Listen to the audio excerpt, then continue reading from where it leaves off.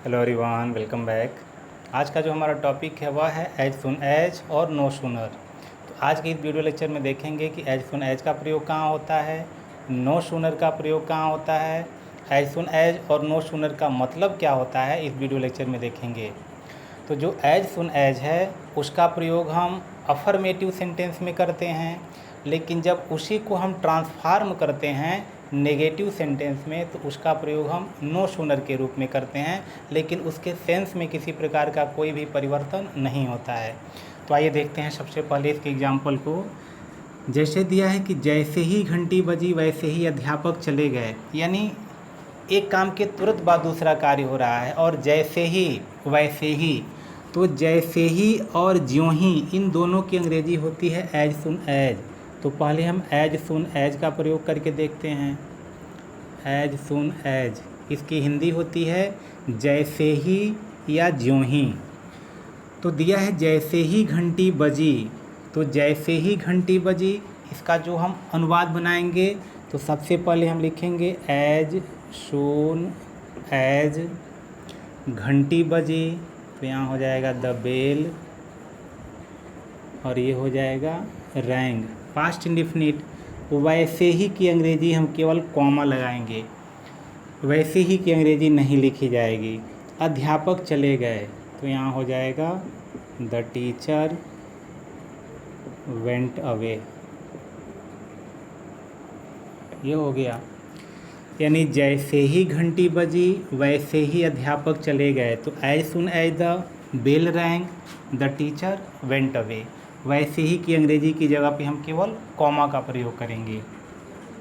उसी प्रकार अगला सेंटेंस है जैसे ही उसने अपनी पढ़ाई पूरी की उसे नौकरी मिल गई।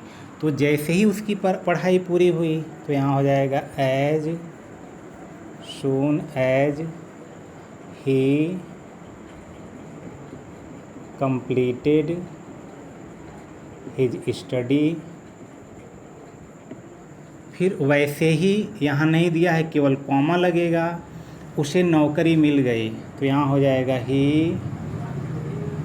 got a job।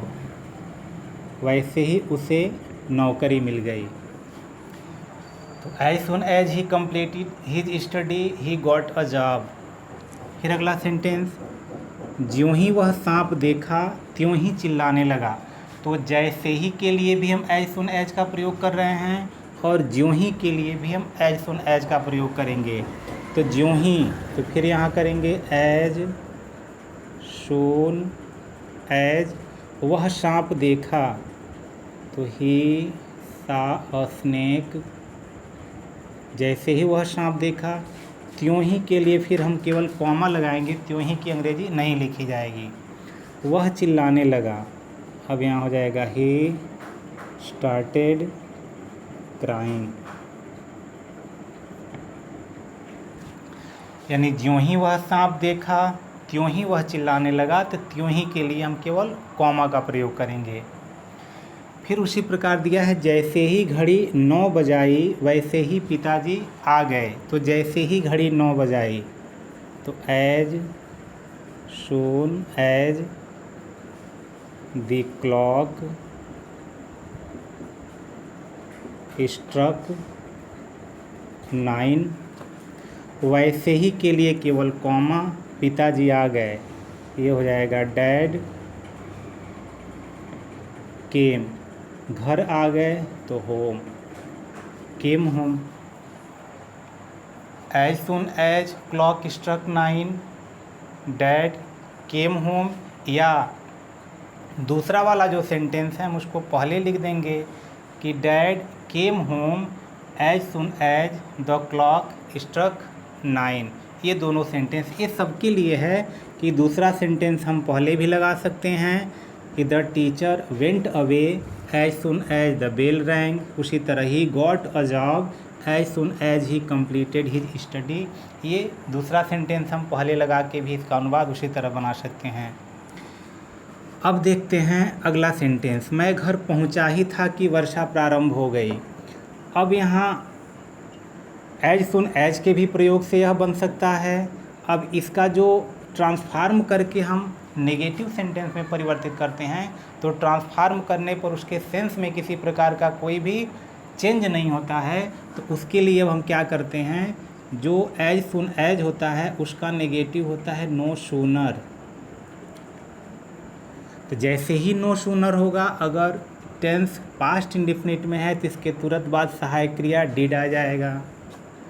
उसके बाद सब्जेक्ट लिखते हैं, वर्ब फर्स्ट फॉर्म, क्योंकि डिड लगते ही वर्ब फर्स्ट फॉर्म हो जाता है। उसके बाद जो भी ऑब्जेक्ट होगा ऑब्जेक्ट लगाएंगे। उसके बाद हम क्या करते हैं, देन से वाक्य को जोड़ते हैं। उसके बाद जो दूसरा सेंटेंस होगा उस सेंटेंस को हम लिख देंगे, यानी अदर सेंटेंस। अदर सेंटेंस ये हो गया, ये इसका स्ट्रक्चर हुआ नो सूनर का। जैसे दिया है कि मैं घर पहुंचा ही था कि वर्षा प्रारंभ हो गई, या जैसे ही मैं घर पहुंचा वैसे ही वर्षा प्रारंभ हो गई। दोनों सेंस एक ही है, लेकिन इसको नो सूनर के स्ट्रक्चर से बनाएंगे तो ये हो जाएगा नो सूनर, और तुरंत हम डिड का प्रयोग करेंगे। उसके बाद सब्जेक्ट लगाना है तो आई,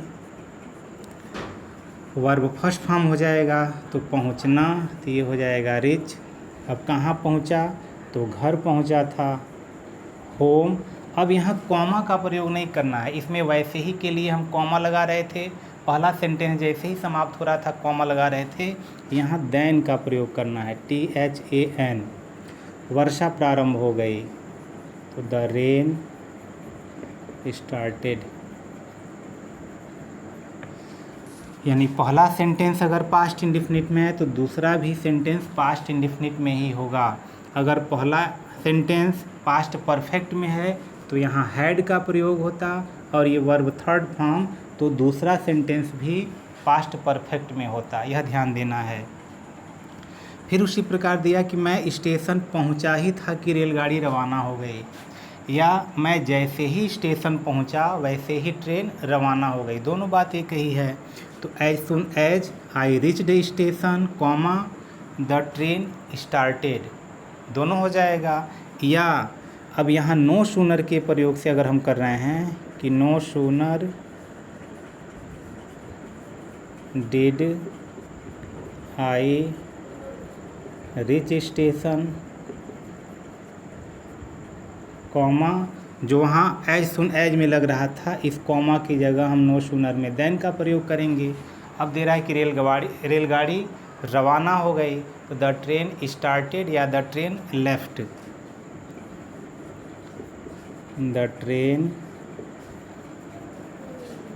लेफ्ट, ये हो जाएगा।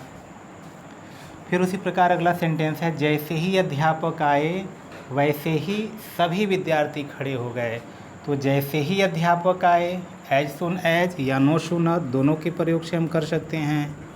तो no sooner did the teacher केम,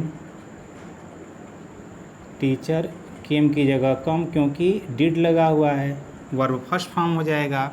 तो no sooner did the teacher come, उसके बाद तुरंत हम देन का प्रयोग करेंगे। सभी विद्यार्थी खड़े हो गए तो ऑल द